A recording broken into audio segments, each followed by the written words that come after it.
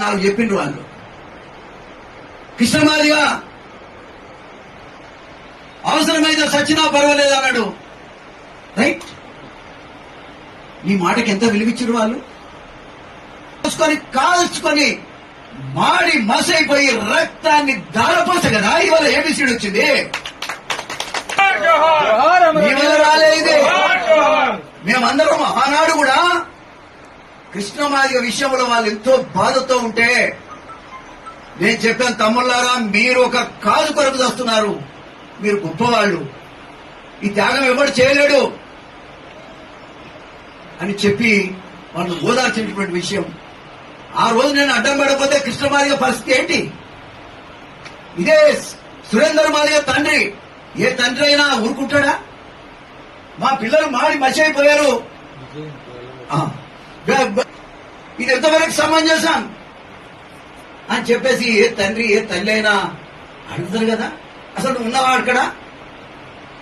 నేను పోయి లోపల పోయి మాట్లాడి కదా నిన్ను ప్రొటెక్ట్ చేసింది. నేను బయటకు వచ్చినాక కదా నువ్వు అక్కడికి వచ్చింది. కృష్ణ, నేను నన్ను మర్చిపోతావా? నేను పరాయోడిని అయినా ఇవాళ నీకు. నువ్వు జైల్లో ఉంటే నీ జైల్లో దాకొచ్చి ఏడ్చి అంగలార్చి గవర్నమెంట్ మీద పోరాటం చేస్తే నేను పరాయివాడిని అయ్యాను. అయ్యారా నీకు?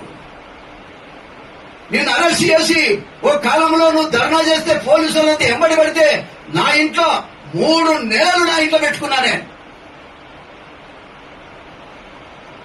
ఆడ ఉన్నటువంటి ఉద్యమకారులందరినీ 3 నెలలు నా ఇంట్లో పెట్టుకొని మరి కాపాడి నేను దేని కొరకు?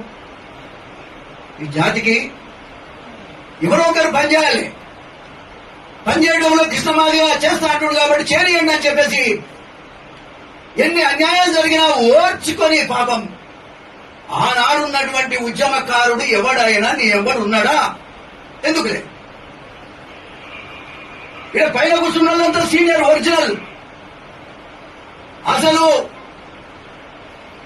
ఎంఆర్పిఎస్ పుట్టుకతో ఉన్నటువంటి వాళ్ళు ఎవరైనా ఉన్నారా ఈ రాష్ట్రంలో? బహుశా వాళ్ళ మీటింగే పెడితే ఓ 2-3 వేల మంది వస్తారు. పోలీస్ కేసులు, పోలీస్ దెబ్బలు,